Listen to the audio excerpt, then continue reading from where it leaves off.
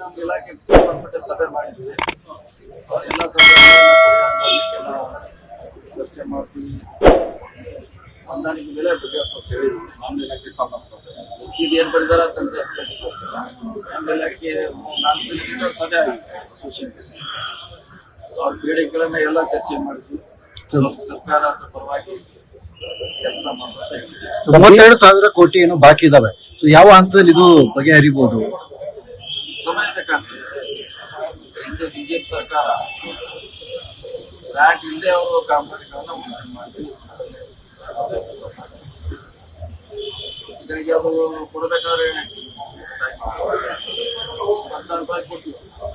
Sir, ಈಗ BJP ಸರ್ಕಾರಕ್ಕೂ ಕಾಂಗ್ರೆಸ್ ಸರ್ಕಾರ ವರ್ತ ಆಗಿಲ್ಲ ಅಂತ. ಬಿಜೆಪಿ ಸರ್ಕಾರದಂತೂ ಈ ಕಾಂಗ್ರೆಸ್ ಸರ್ಕಾರದಲ್ಲೂ ಕಾಂಟ್ರಾಕ್ಟರ್ ಒಂದ್ರ ಮೇಲೆ ಒಂದು ಕಂಪ್ಲೇಂಟ್ ಮಾಡ್ತಲೇ ಇದ್ದಾರೆ. ನಮ್ಮ ಇಲಾಖೆ ಬಗ್ಗೆ ಎಲ್ಲ ಬಹುಶಃ ನಮ್ಮ ಇಲಾಖೆಯಿಂದ ಕಾಣುತ್ತೆ ಸಭೆ ಮಾಡ್ತೀವಿ. ಏನಾದ್ರೂ ಪರಿಹಾರ ಮಾಡುವಂತ ಪ್ರಯತ್ನ ಮಾಡ್ತೀವಿ. ಸರ್, ಇವತ್ತು ಶಾಸಕಾಂಗ ಪಕ್ಷದ ಸಭೆ ಇದೆ, ಮತ್ತೇನಾದ್ರೂ ದಲಿತ ಸಮುದಾಯದ ಸಚಿವರ ಸಭೆ ಬಗ್ಗೆ ಅಲ್ಲಿ ಪ್ರಸ್ತಾಪ ಆಗುತ್ತಾ ಅಂತ ಅದನ್ನ ಅದಕ್ಕೆ ಹೇಳಿದ್ದಾರೆ ಹೋಮ್ ಮಿನಿಸ್ಟರ್. ಸರ್, ಈಗ ನೀವು ಕೂಡ ಎಟ್ಟಿದಿರಲ್ಲ ಆ ಒಂದು ಮೆಂಬರ್ ಅಷ್ಟೇ ಸರ್, ಈಗ ಪ್ರಸ್ತಾಪ ಮಾಡಬೇಕಾದ ಅವರವರು ಮಾಡ್ತಾರೆ. ನಾವು ಮೆಂಬರ್ ಚೇರ್ಮನ್ ಹೋಮ್ ಮಿನಿಸ್ಟರ್ ಇದ್ದಾರೆ. ಅವ್ರು ಪ್ರಸ್ತಾಪ ಮಾಡಬೇಕು. ನಾವು ಮತ್ತೆ ಮಾಡ್ತೀವಿ. ನಮ್ಮ ಬಗ್ಗೆ ಕೂಡ ಮತ್ತೆ ಫೆಬ್ರವರಿ 2ನೇ ತಾರೀಕು ಚಿತ್ರದುರ್ಗದಲ್ಲಿ ತಮ್ಮ ಸಮುದಾಯ ಸಮಾವೇಶನ ಮಾಡ್ತಾ ಇದ್ದೀರಾ ಅಂತ ಚರ್ಚೆ. ಚಿತ್ರದುರ್ಗದಲ್ಲಿ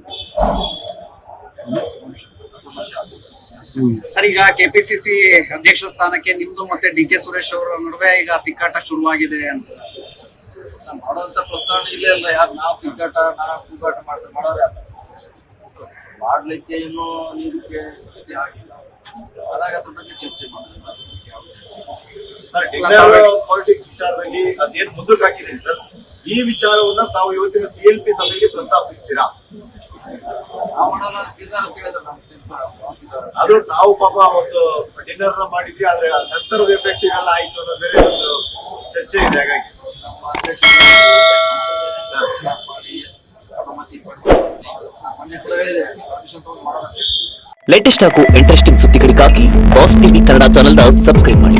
ಹಾಗೆಯೇ ಬೆಲ್ ಐಕಾನ್ ಪ್ರೆಸ್ ಮಾಡಿ. ಇದರ ಜೊತೆಗೆ ಫೇಸ್ಬುಕ್, ಇನ್ಸ್ಟಾಗ್ರಾಮ್, ಎಕ್ಸ್ ನಲ್ಲೂ ಮಿಸ್ ಮಾಡದೆ ಫಾಲೋ ಮಾಡಿ.